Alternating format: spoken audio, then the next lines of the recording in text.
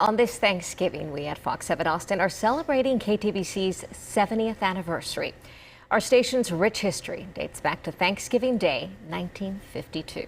Good Day, Austin's Casey Claiborne has a look back.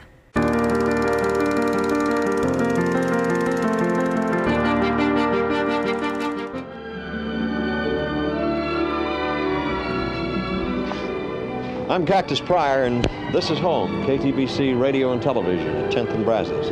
Come on in, we'll show you around. I'm Casey Claiborne, and this is still KTBC's home. Obviously, a lot has changed since the early 1960s when Cactus Pryor stood right here talking about the new building they had converted from an old YWCA. But KTBC's history didn't start there. It actually started back in 1952, Thanksgiving Day, 70 years ago. KTBC, Austin, Texas.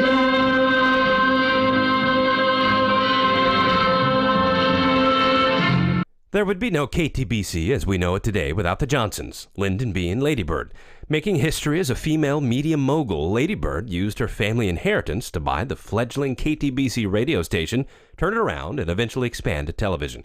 The Mount Larson Tower was the tallest structure in Central Texas at the time. This is a magic wand that cast its spell through the air and onto the screen of your television set. That first broadcast in '52, a football game, UT versus Texas A&M. Tension you could almost cut with a knife. That big old tower, is it securely built? Will it work all right? Have we got all the engineering, all of the technical knowledge cued in? It was a tense time. The Longhorns won, by the way, 32-12 against A&M. The first KTBC studio was in that little brick transmitter building on Mount Larson. In less than a year, the station moved to the Driscoll Hotel and finally to 10th and Brazos. In 1956, young aspiring journalist Neil Speltz was hired, tipped off to the open spot by his UT journalism professor. He said, Bill Moyers is leaving KTBC and they have an opening for a part-time reporter. Would you, and that not on the air, no, it was just a writer and reporting. And would you like me to recommend you? I said, whoa, sure, you bet. We were making history at that time. And we were shooting black and white film. We didn't have satellites or anything like that. We didn't have a teleprompter to look at when you're talking. Speltz was news director by the time the unthinkable happened in August of 1966, a mass shooting on the University of Texas campus. The shooter perched atop the clock tower. Speltz reported live from the line of fire, and that evening anchored a special broadcast on Channel 7. Good evening. One of history's worst mass murders occurred here in Austin today. By official count tonight, 49 persons were hit by gunfire. There are 16 dead and 33 injured. KTBC was the news leader in the Central Texas community, the only well-established station in town at the time. But it wasn't just news of the day. Much of KTBC's airwaves were full of live and local lifestyle programs, like the Carolyn Jackson Show and the Uncle Jay Show. Hello, boys and girls, and welcome to the Uncle Jay Show. So yeah, KTBC has a rich history. About 7 or 8 years ago, this guy and myself, Donnie Wong, digital content creator, Donnie Wong and I, sort of started this project where we were looking back at all the old KTBC video, called it the Video Vault. You can check it out on the YouTube page. We have always wanted to check out the place where we are in right now, Texas Archive of the Moving Image.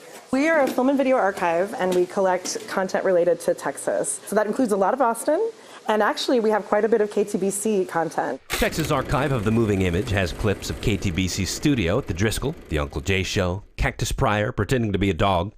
Casey, you'll be doing that later, right? Yeah, I'll recreate that. But KTBC's interviews with the cast of the 1960s Batman movie that premiered at the Paramount apparently get a lot of attention. This is Jean Boone, and she was the first female personality on KTBC. She did the women's show, and then Carolyn Jackson took that over. The footage of Boone interviewing Cesar Romero in his Joker makeup is one of the archive's most popular videos. Boone obviously has a personal history with him, so the conversation gets a bit intimate. Do you dance much? No. No. You're the best dancer in the world? No, I'm getting too old. Oh, you are not. And it's too much hard work, honey. No. Eventually, in the mid-90s, KTBC changed over from CBS to a brand new concept called Fox. Fox 7 Austin was born. The KTBC call letters are still with us. In 2002, these Fox 7 strangers celebrated the 50th anniversary of KTBC. By the way, Neil Spells, who became the face of KTBC during the first several decades, recently wrote a book about those early days of Austin TV called With the Barkoff, A Journalist's Memories of LBJ and a Life in the News Media. To watch television evolve over that 70 years is almost like a miracle. When we first started, and then looking at KTBC and looking at Channel 7 then, and looking at it today, it's amazing the evolution for the good, for the positive aspect of what you're able to bring to a community. So I look back with pride